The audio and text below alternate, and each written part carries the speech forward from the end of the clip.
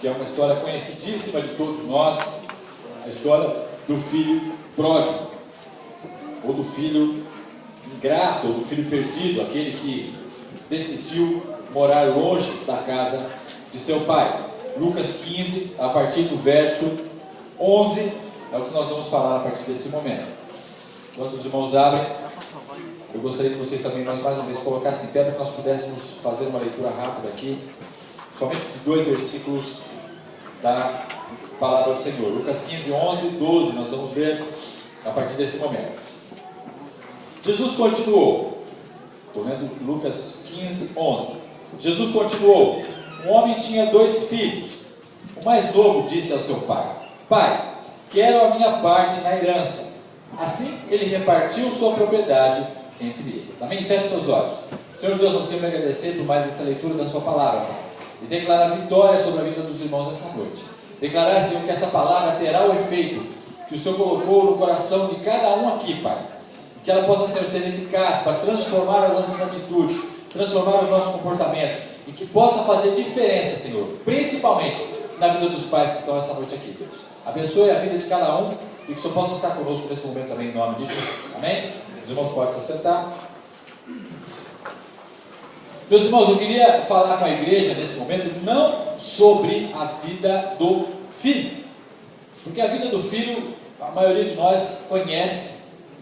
A história é sempre contada em relação à perspectiva do filho que vai embora, a perspectiva do filho que abandona a sua casa, vai morar longe, gasta toda a sua herança que foi concedida pelo seu pai, vive de uma maneira desordenada, de uma forma desequilibrada, e depois ele cai em si e percebe que ele não fez uma boa escolha, que ele não optou pelo melhor caminho. Só que nessa altura do campeonato ele já perdeu tudo que tinha de herança, perdeu tudo aquilo que dava consistência para a sua vida, longe da vida do pai, e ele retorna. Só que quando ele retorna, queridos, ele retorna de uma forma diferente. Ele vai de uma forma arrogante, de uma forma, podemos dizer assim, egoísta, de uma forma onde ele quer aproveitar a vida, e quando ele volta arrependido. Ele volta sabendo que ali estava alguma coisa que ele tinha feito de errado, que ele precisava se consertar. E quando ele retorna, ele pede a seu pai que pudesse tratá-lo como se fosse um dos seus empregados. Aquele homem era rico, ele tinha vários funcionários, e ele se coloca, o seu filho se coloca na posição de retornar para casa, mas em posição de humildade. Ele diz: eu quero trabalhar como um dos empregados de meu pai. E aí quando ele retorna, a Bíblia fala que o pai o recebe de volta. E quando o pai o recebe de volta, o pai dá todas as honras para aquele filho, do mesmo modo como se ele não tivesse saído, e do mesmo modo como se ele não tivesse gastado a parte dele na herança.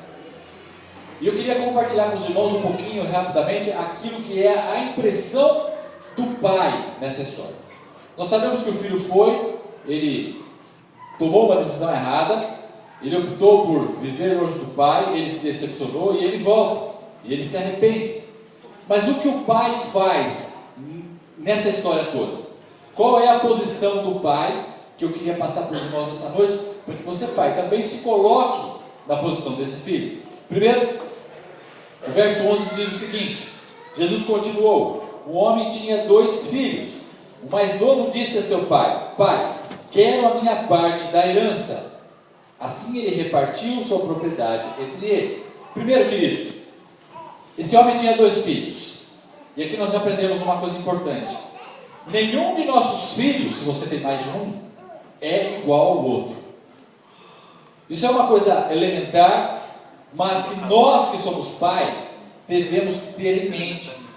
Porque muitas vezes nós colocamos os nossos filhos dentro de uma forma onde nós queremos que os filhos sejam iguais a nós primeiro, e sendo iguais a nós, nós queremos que todos os filhos tenham o mesmo comportamento. E para o nosso desespero e para a nossa infelicidade não é assim. Porque cada um dos nossos filhos são únicos, são diferentes.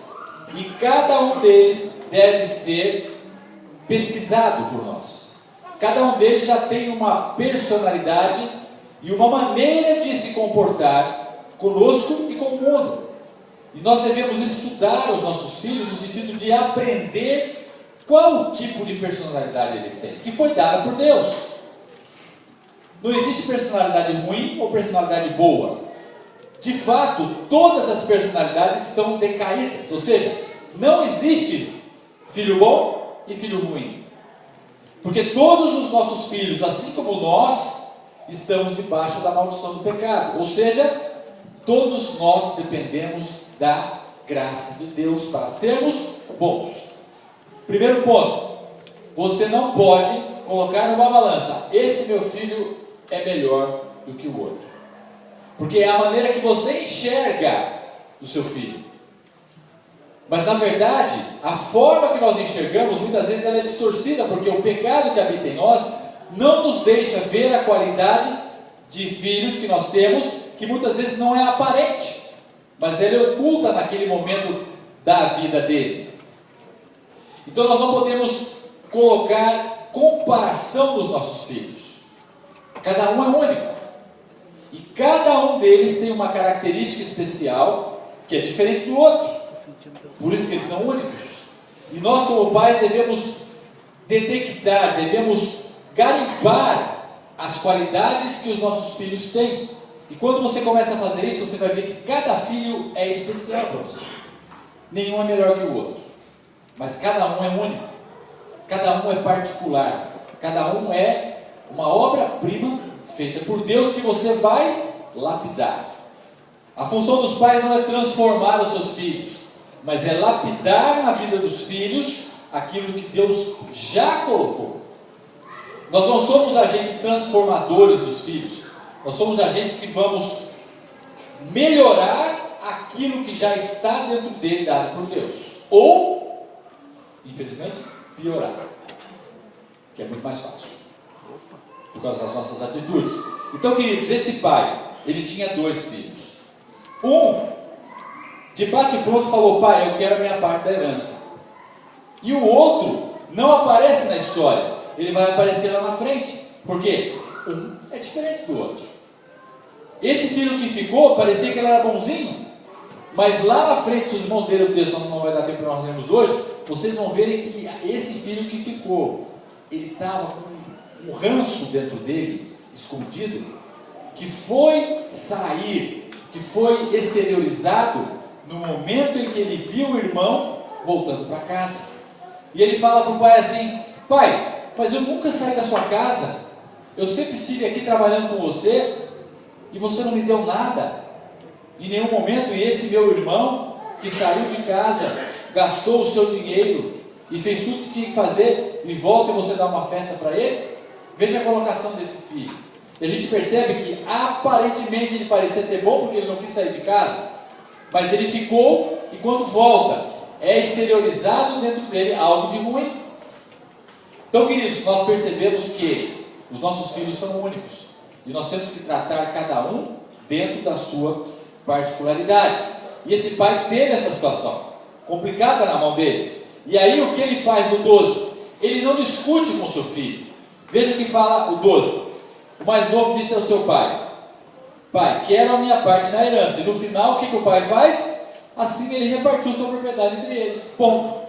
A Bíblia não fala que ele brigou. A Bíblia não fala que ele tentou argumentar. A Bíblia não fala que ele amarrou o seu filho na perna da mesa com um cadeado, com uma corrente, e não deixou ele embora. Porque na idade que esse filho já estava, ele já tinha consciência do certo e do errado. Então, queridos, nós temos que aprender que depois que os nossos filhos entram numa determinada idade, não tem como nós impedirmos as suas decisões. Eles vão aprender com suas decisões. E essas decisões, muitas vezes, só serão assimiladas por aqueles que tomam quando eles sofrerem as consequências. Nós que somos pais, nós queremos colocar uma redoma nos nossos filhos, eu também me incluo nessa, uma redoma nos nossos filhos, e não deixá-los sofrer aquilo que a vida pode dar para eles sofrerem.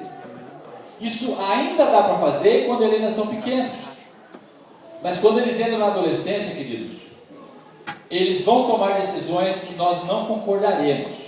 Esse pai não concordou desse filho ir embora. Esse pai provavelmente deve ter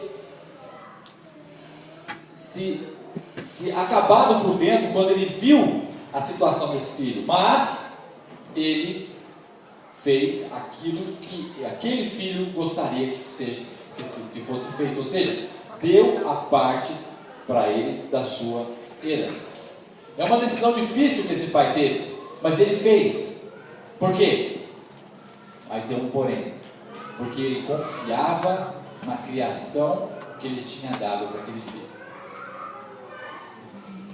Ele não sabia se aquele filho ia voltar ou não, mas uma coisa era certa: ele confiava em tudo aquilo que a educação que ele tinha dado para ele poderia funcionar.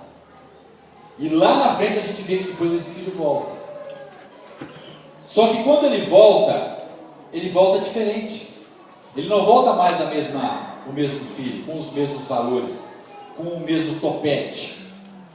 Ele volta numa outra situação. Então sabe o que a gente aprende aqui, queridos? Que muitas vezes, quando as decisões dos nossos filhos não são as que nós concordamos, mas eles querem tomar, nós temos que confiar em Deus e deixar que eles sigam o seu próprio caminho, confiando que Deus, aquele que é o criador de tudo, ele é o gerador de tudo, vai honrar o seu papel como pai e mãe, se assim você fez quando eles eram pequenos. Isso é uma confiança que a gente tem que ter, queridos, porque o mundo, ele está aí, e nós não podemos isolar os nossos filhos do mundo. O que nós podemos fazer é ensiná-los o caminho da verdade. Não é ensinar a educação, não, é ensinar o caminho da verdade. Não é ensinar matemática, é importante, é ensinar o caminho da verdade, é trazer os filhos para a igreja, é falar de Deus para a vida dos seus filhos em casa, é dar testemunho de paz dentro da sua casa. Isso é a melhor educação que você pode dar para o seu filho. Uma educação que não vai fazer você receber recompensas lá na frente desse seu filho, dessa sua filha, recompensas ruins, mas é uma educação que vai te dar estabilidade, vai te dar paz no momento em que muitas vezes ele escolher um caminho que é diferente daquele que você tem falado para ele. Mas creia que Deus estará cuidando da sua família. E esse pai, queridos, ele ficou com o seu coração apertado, ele ficou com o seu coração moído, mas lá na frente, quando nós seguimos aqui o trecho que fala, a partir do verso 21, então o pai vai embora e ele volta para casa. E quando ele volta diferente. Desculpa, o filho vai embora e quando ele volta diferente.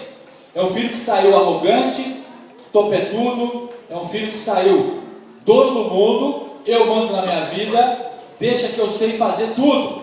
Beleza, então vai. Foi a opinião do pai, foi o que o pai falou para ele, deu inclusive a parte da herança dele, mas como consequência, a consequência nós sabemos que é essa, mas não adianta nós entucharmos na cabeça dos nossos filhos isso, porque se os filhos não aprenderem por si próprios, eles não aprenderão, infelizmente é assim. Se conselho fosse bom, nós venderíamos, e muitas pessoas não têm, e a Bíblia fala que numa multidão de conselhos da sabedoria, mas muitas pessoas não querem ouvir conselhos, e quando não querem ouvir conselhos, é o que meu pai fala, a vida vai ensinar, só que o custo é mais alto, a perda de tempo é mais alta, mas a Bíblia nos garante que mesmo para nós que somos crentes, se isso acontecer, Deus estará cuidando dos nossos filhos, assim como cuidou desse filho ingrato, desse filho pródigo, desse filho que não honrou o seu pai e a sua mãe, desse filho que não quis saber que era melhor estar com seu pai e com a sua mãe. E aí quando ele volta, ele fala aqui, no verso 21, o filho lhe disse: pai, pequei contra o céu e contra ti, não sou mais digno de ser chamado teu filho. Veja, a chicotada que esse filho levou da vida foi tão grande, que ele nem mais quis se considerar filho daquele pai, de tão arrependido que ele estava, de tão ferido que ele estava na situação que ele se encontrava. E aí quando ele retorna de uma forma totalmente diferente. Ele se coloca numa posição até que não era merecedor de ser considerado filho do seu pai. E aí o que o pai dele fala para ele novamente, voltando aqui na posição do pai. Mas o pai, no 22, ele diz: mas o pai disse aos seus servos: depressa. Desculpa, eu vou voltar para o 20 antes de entrar nessa história, nesse contexto. No 20 diz: a seguir levantou-se e foi para o pai, quando o filho retorna. E aí o pai, diz o texto aqui, estava na seguinte situação: estando ainda longe, seu pai o viu, cheio de compaixão, correu para o seu filho e o abraçou e o beijou. Então, queridos, esse pai, ele jamais desistiu desse filho. Esse pai, mesmo sabendo que o seu filho estava em má situação, que o seu filho estava precisando, veja que ele não foi atrás, mas ele esperou a volta. Ele não interferiu no processo desse filho longe, mas quando esse filho, por livre e espontânea vontade, quer voltar, o seu pai o recebe. Quando esse filho, por livre e espontânea vontade, quer retornar, o seu pai o recebe. Mas em nenhum momento, este filho, esse pai, vai buscar o seu filho. Veja, queridos, é uma situação difícil essa parábola. É uma situação onde nós, como seres humanos, pecadores, carnais, e pais e mães, é uma situação difícil de você falar: não, ele escolheu, a minha casa está de portas abertas, mas por livre e espontânea vontade ele saiu, então por livre e espontânea vontade ele vai voltar. É uma situação complicada essa, mas é o que essa parábola nos ensina.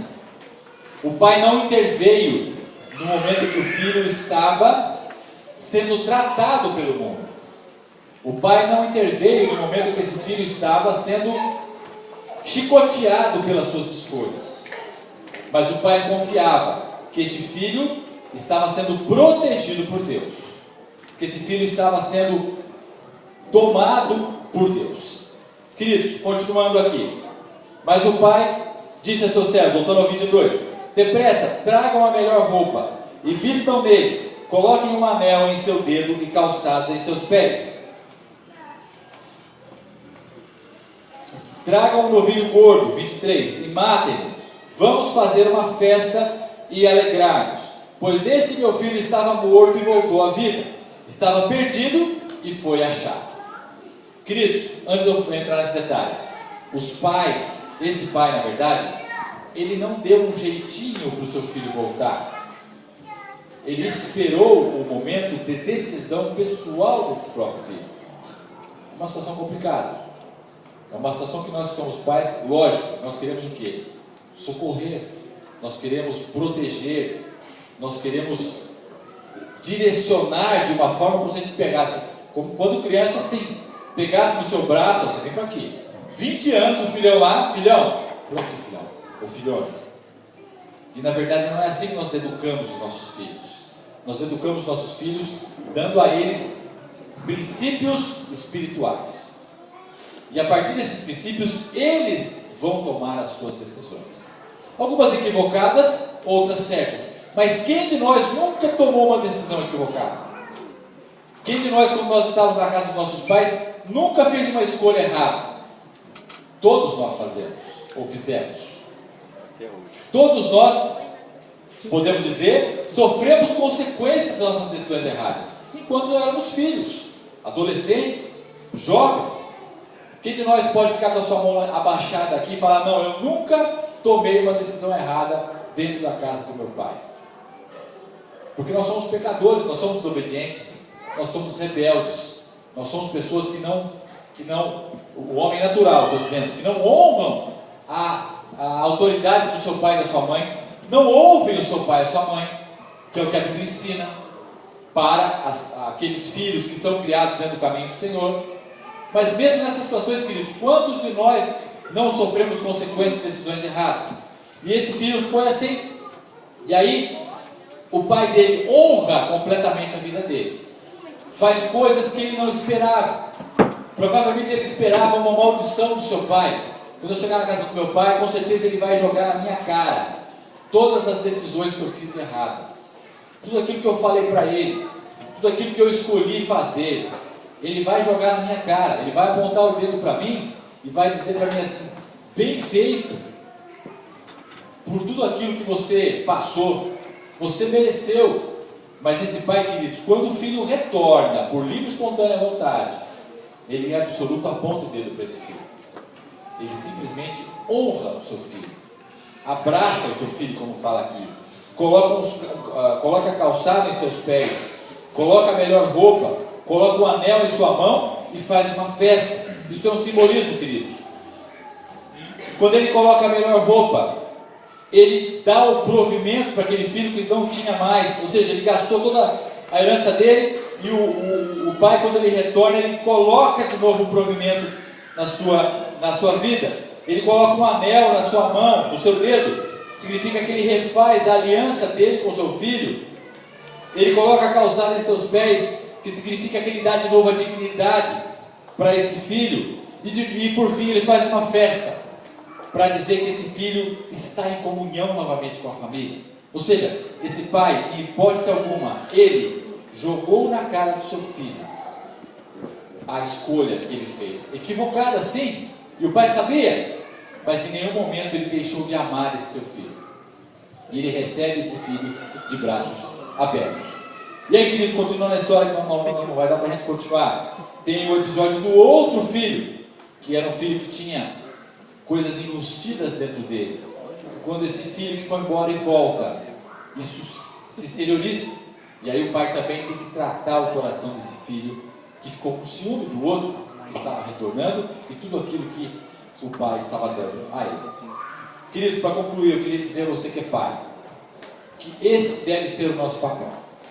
Essa história que Jesus contou aqui, ela reflete bem aquilo que deve ser o pai espiritual, não carnal, porque o carnal, ele vai atrás, o carnal ele vai proteger, o carnal ele vai amarrar o seu filho na cadeira, o carnal ele não vai confiar na proteção de Deus, o carnal, quando ele voltar, ele vai apontar o dedo, ele vai falar poucas e boas para o seu filho, ele vai humilhar o seu filho, e por último, se sobrar alguma coisa, ele vai amar o seu filho da forma com que Deus quer que nós amemos.